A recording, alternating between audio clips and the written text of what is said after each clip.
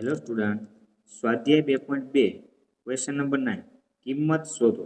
તો કિંમત ગોતવાના દાખલા આપણે એક ક્વેશ્ચન નંબર 8 શીખ્યા, એના જેવો જ એક્ઝામ્પલ છે, પણ આની અંદર આપણને એક સૂત્ર યાદ હોવું જોઈએ. તો પ્રસ્તાવના એકવાર તમે જોઈ લેજો તો આ સૂત્રને આપણે કઈ રીતે એપ્લાય કરી શકીએ.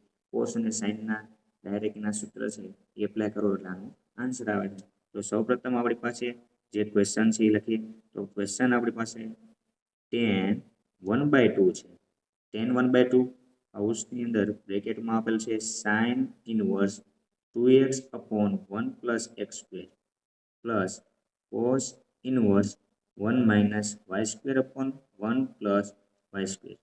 હવે જો આની અંદર આપણી પાસે બે ફોર્મ્યુલા છે tan 1/2. હવે અહીંયા 1/2 tan 1/2 હતું, અંદર tan ઇનવર્સ હોય ને તો આપણે tan ઇનવર્સ ને tan ને કેન્સલ કરી શકીએ.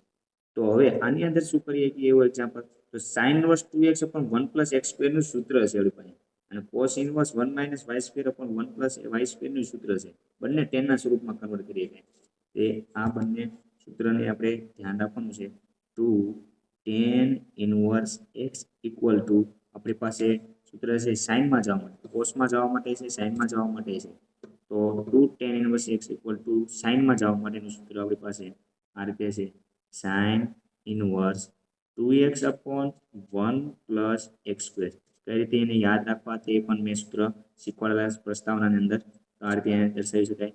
એ જ રીતે tan નું બીજું છે 2 tan ઇનવર્સ y રાખવું, આપણે y છે તો એને એમ લખી શકાય તો cos inverse 1 minus y square upon 1 plus y square. તો આ બંને સૂત્રને આપણે એપ્લાય કરવાના છે. તો sin ઇનવર્સ આપેલું છે 2x upon 1 plus x square. તો શું લખી શકીએ 2 tan ઇનવર્સ x, અહીંયા 2 tan ઇનવર્સ x પ્લસ એમના, અને cos inverse 1 minus y square upon 1 plus y square. તો શું દર્શાવી શકીએ, tan માં કન્વર્ટ કરો તો અહીંયા x હોય તો અહીં x આવે, થીટા હોય તો અહીં થીટા આવશે, અહીંયા y છે બધી જગ્યાએ આપણે y ના સ્વરૂપમાં લખશું. તો લખીએ કે 2 tan ઇનવર્સ y.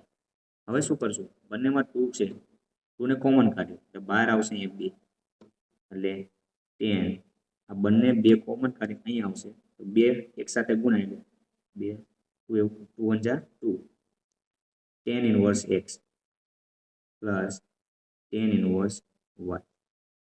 ત્યારબાદ આપણે સ્ટેપ જોઈએ તો શું લખીએ કે 2 2 કેન્સલ એટલે 1 2 1 જા 2 1 થાય એટલે tan.